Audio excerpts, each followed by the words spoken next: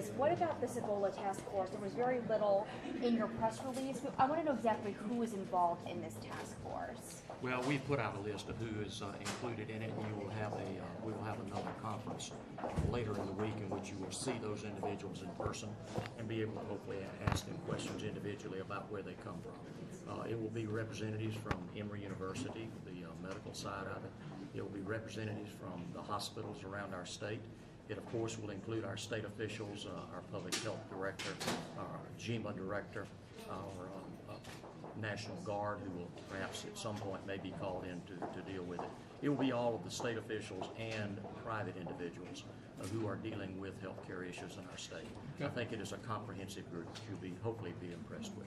Governor, since the state has such a large role in setting rules for hospitals and regulating hospitals, do you think that the state government and your administration could have acted sooner in responding to just getting the word out to hospitals who have refused?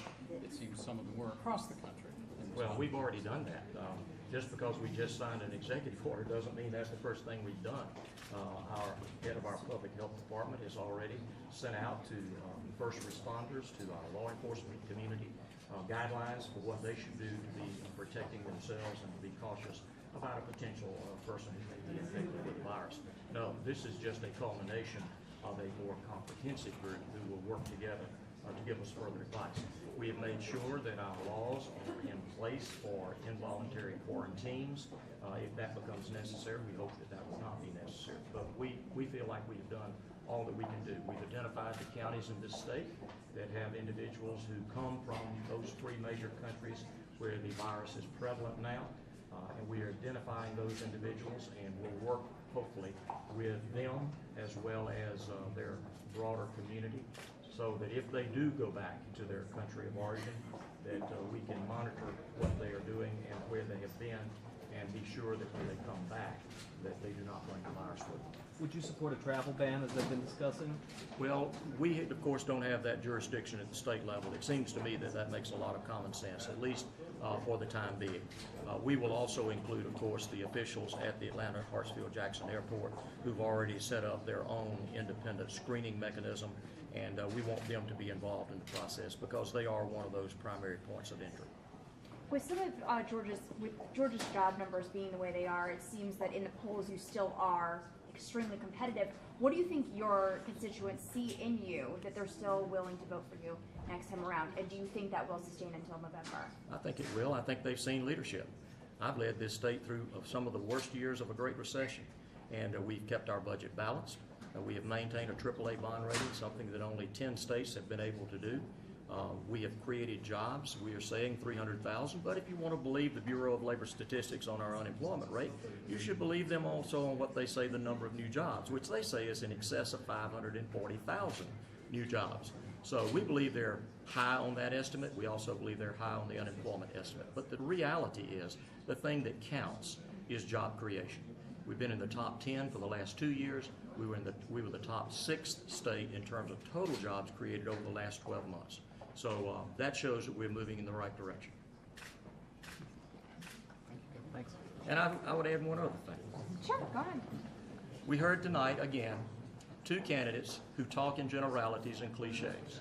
We have not heard one single positive statement about a policy or a process that they would advocate to change the status quo. Senator Carter voted for 3 of my budgets. He criticizes the last one that he voted against, even though that budget sent about $19 million into the 2 school systems in the very county that he represents.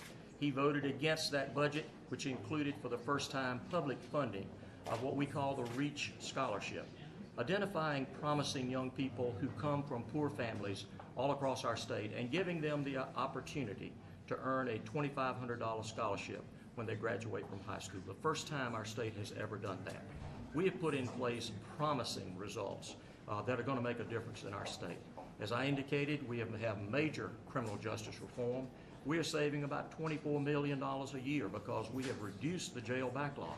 We were spending over $25 million when I first came into office paying local sheriffs just to keep state prisoners because we didn't have room for them. And I was being told we were going to have to build 2 state prisons during my first term in office. and that has certainly not occurred. We've seen our prison population drop. We've seen the makeup of African Americans drop by about 20%. In the first quarter of this year, we had 4,100 Georgians who were in accountability courts all across our state. In the past, all 4,100 of those would almost for sure have been in $18,000 a year prison beds.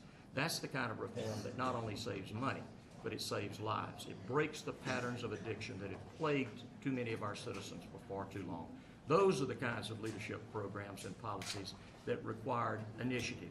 And we were able to pass the three legs of the criminal justice reform, which some people said was a risky thing for a Republican governor to undertake. The first year we passed the bill unanimously. The second year we passed the bill unanimously.